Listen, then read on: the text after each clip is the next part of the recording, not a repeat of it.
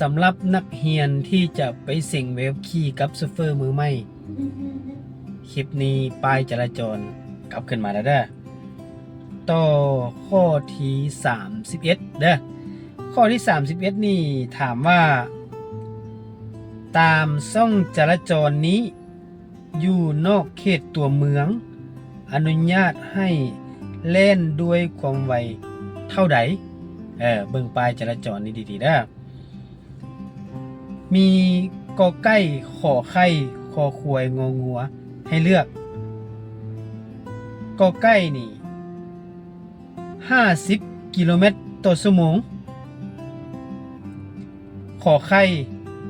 ลุด50กิโลเมตรต่อชั่วโมงขอควายบ่เกิน50กิโลเมตรต่อชั่วโมง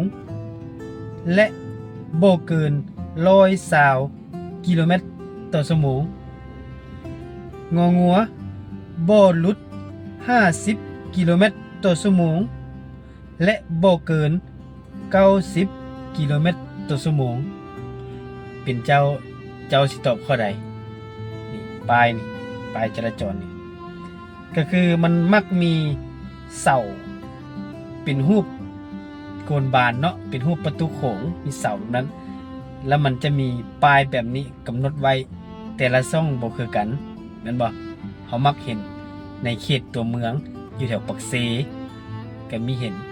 แล้วก็อีกหลายบ่อนแต่ว่าป้ายกำหนดแบบนี้บ่ค่อยหลายดอกถามว่าสิตอบข้อใดกอไก่ขอไข่ขอขวย TikTok ตามบทเรียนแล้วเพิ่นให้ตอบข้ององัวเด้อบ่หลุด50กิโลเมตรต่อชั่วโมงและบ่เกิน90กิโลเมตรต่อชั่วโมงไปข้อที่32ข้อที่32นี่ถามว่าตามเส้นทางนอกเขตชุมชนผู้ขับขี่รถเก๋งสามารถสิ่งขึ้นหน้าคือแนวนี้ได้บ่นี่ตามภาพนี้เลยนี่สิ่งได้บ่ก็คือตามภาพนี้เขาจะเห็นว่าทั้งหน้ามีรถบรรทุก2คันอยู่เลนกลางเป็นเส้นทึบบ่ทึบลาได้เป็นเส้นทึบที่มี2เส้นขนานกันก็คือห้ามเหยียบเด็ดขาดมันอันตรายแต่ว่าอยู่ในรูปลูกศรนี่คือรถเก่งนี้สามารถแซง2คันซ้อนได้บ่ในภาพนี้และแม่นทางหน้ามีทางน้อยครบทางใหญ่เป็นทางสี่แยกแล้วก็มีป้ายเตือนอยู่แบบนี้สามารถแซงได้บ่ตามบทเรียนนี่กอไก่ขอไข่มี2ข้อให้เลือกกอไก่นี่แซงได้ขอไข่นี่แซงบ่ได้เจ้าสิเลือกข้อใด TikTok ตอบได้ใช่เป็นในบ้านตามบทเรียนแล้วเพิ่นให้ตอบข้อกอไก่เด้อก็คือแซงได้เหตุผลที่แซงได้นี่ทางหน้าเป็นสี่แยกก็จริงแต่ว่าเป็นทางน้อยมาครบเส้นทางใหญ่แล้วแน่นอนว่าทางน้อยตัวนั้นเวลารถที่มาจากทางน้อยต้องได้ปล่อยทางให้ทางใหญ่ก่อนก็คือต้องได้มาสะลอก่อนให้รถผ่านเบิดปลอดภัยแล้วทางน้อยจังเข้าหาทางใหญ่ตามกฎหมายแบบนั้นฉะนั้นรูปนี้เพิ่นตอบว่าแซงได้ให้แซงได้อยู่นอกเขตตัวเมืองรถบ่หลายแต่ที่แน่ๆต้องให้ระมัดระวังแต่ตามบทเรียนเพิ่นว่าแซงได้ไปข้อ33เด้อ33คำถามนี่ถามว่าป้ายนี้แม่นห้ามการสัญจรของยานพาหนะประเภทใดป้ายนี้เป็นป้ายวงกลมสีแดงพื้นสีขาวและมีรูปยานพาหนะอยู่ป้ายนี้ มีคำตอบให้เลือกอยู่4ข้อกอไก่ขอไข่ขอขวยงองัวกอไก่นี่รถบรรทุกที่มีน้ำหนักรวมเกิน 3,500 กิโลกรัมขอไข่นี่มันห้ามรถเบาทุกประเภทและรถบรรทุกที่มีน้ำหนักรวมบ่เกิน 3,500 กิโลกรัมขอขวยเพิ่นห้ามรถจักรงองัวห้ามรถไถนาปลายนี้ห้ามยานพาหนะประเภทใดข้อที่34เด้อเดี๋ยวให้คำตอบก่อนตามบทเรียนเพิ่นให้ตอบข้อขอไข่ขอไข่นี่แม่นปลายนี้แม่นห้ามรถเบาห้ามรถเบาทุกประเภทและรถบรรทุกที่มีน้ำหนักรวมบ่เกิน 3,500 กิโลกรัมรถเบานี่มันรถประเภทใดวะติเป็นรถเก๋งรถกระบะพวก Vigo Levo Mighty X Tiger พวกนี้แหละรถเก๋งรถ SUV เอิ้นว่ารถเบาหมดเลยน้ำหนักรถพวกนี้บ่เกิน 3,500 กิโลกรัมเพิ่นเอิ้นว่ารถเบาต่อไปข้อ34เด้อข้อที่34นี่ปลายนี้แม่นห้ามการสัญจรของยานพาหนะประเภทใดคำถามเพิ่น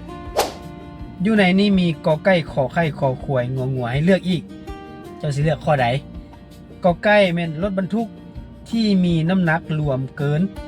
3,500 กิโลกรัมขอไข่เพิ่นห้ามรถเบาทุกประเภทและรถบรรทุกที่มีน้ำหนักรวมบ่เกิน 3,500 กิโลกรัมปลายนี้ขอขวยเพิ่นห้ามรถบัสงองัวห้ามรถไถนาเพิ่นห้ามรถประเภทใดปลายนี้คำตอบที่ถูกต้องแม่น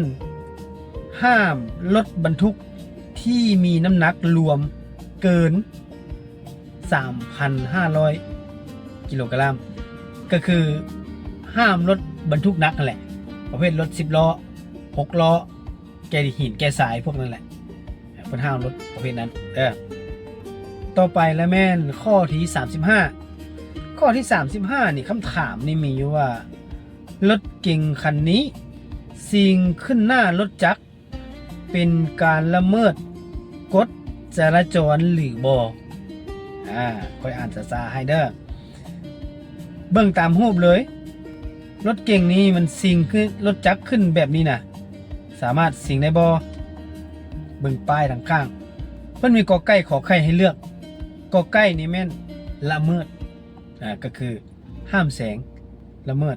บัดนี้ขอไข่คือบ่ละเมิดก็คือแสงได้ขอไข่นี้อนุญาตให้แสงได้จะสิตอบข้อใด TikTok TikTok TikTok เอาตามกฎจราจรตาม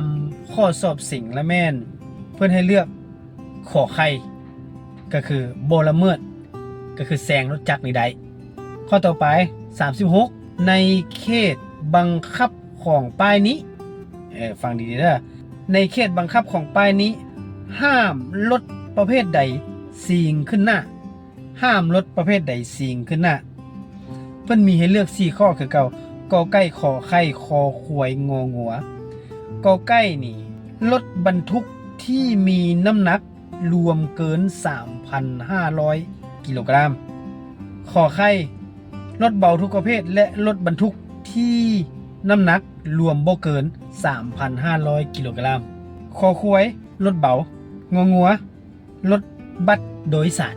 ห้ามรถเมล์ว่าหั่นซะเจ้าสิเลือกข้อใดคำตอบตามบทเรียนและแม่นกอไก่เพิ่นห้ามรถบรรทุกที่มีน้ำหนักรวมเกิน 3,500 กิโลกรัม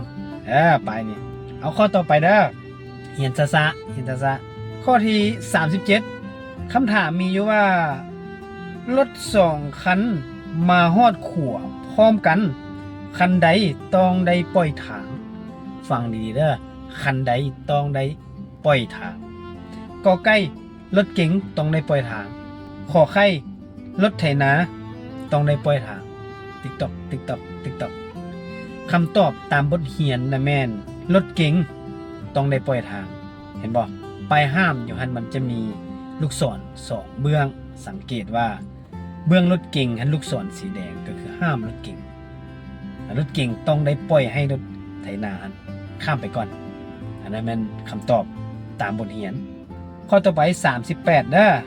ข้อที่38นี่คำถามมีอยู่ว่า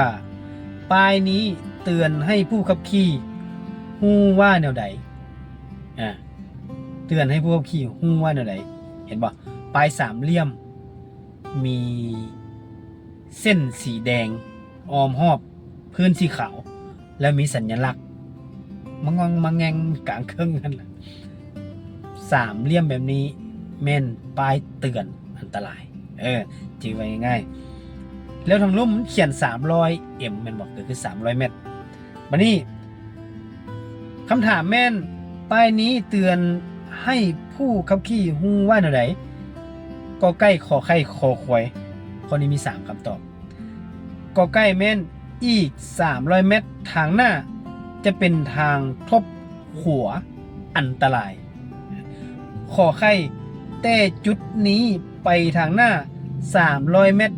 เป็นทางโค้งอันตรายคอควายทางโค้งอันตรายเป็นระยะทางยาว300 เมตรเจ้าสิตอบข้อใดผู้ใดตอบใดให้เป็นในบ้านคำตอบตามบทเรียนแม่นกอไก่อีก300 เมตรทางหน้าจะเป็นทางทบขัวอันตรายเห็นเด้อป้ายแบบนี้เอาข้อที่39ป้ายนี้มีความหมายแนวใดป้ายนี้มีความหมายว่าแนวใดนี่เห็นบ่มีวงหมุนขีดกลางครึ่งแล้วมี2ขีดทางกลางสีขาวๆป้ายนี้กอไก่ขอไข่คอควายงองัวเพิ่นมีให้เลือก3อย่าง4อย่างคือห้ามจอดรถอยู่แคมทางกำขัวขอไข่เนี่ยห้ามจอดรถในวันจันทร์พุธศุกร์คอควายห้ามจอดรถตามวันที่ในปฏิทินที่เป็นเลขคู่ก็คือวันคู่ไหนวันที่วันที่2วันที่4วันที่6วันที่8อันนั้นวันคู่แล้วงองัวห้ามจอดรถตามวันที่ในปฏิทิน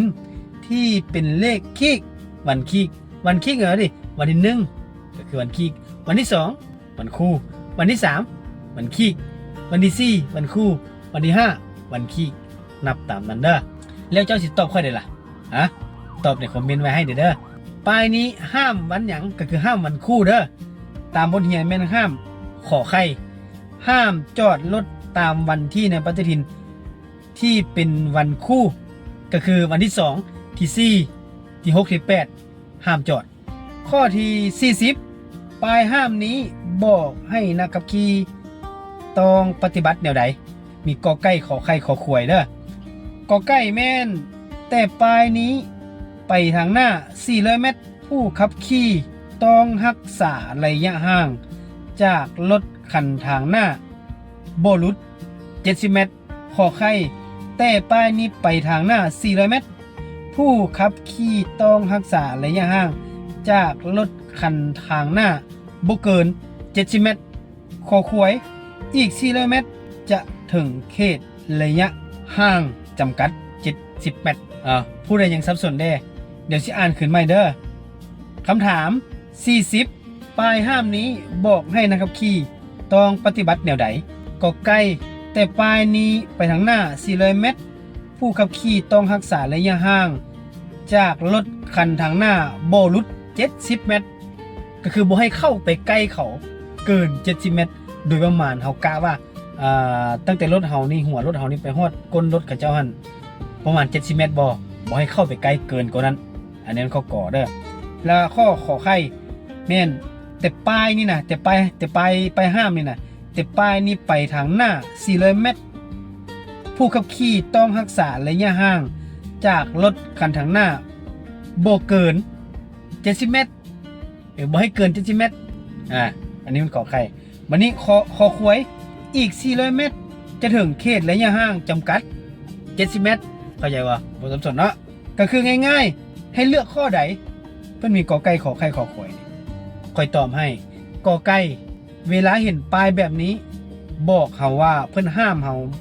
บ่ให้เฮาขับไป จีกลเขาเจ้าหลายเฮาบ่ให้เข้าใกล้เขาเจ้าฮอด70 เมตรหมายความว่าเวลาเฮาเข้าใกล้เขาเจ้าฮอด50 เมตรก็ถือว่าใกล้โพดละให้ยับถอยออกมาให้มันอยู่ในระยะ70 เมตรโดยประมาณต้องรักษาระยะห่างแบบนั้นไกลปานใดดนปานใดจังค่อยเข้าไปใกล้ได้ก็คือ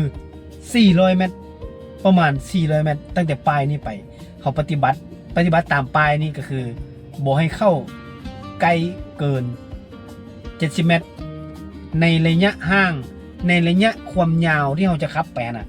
400 เมตรโดยประมาณบ่ฮอดลัก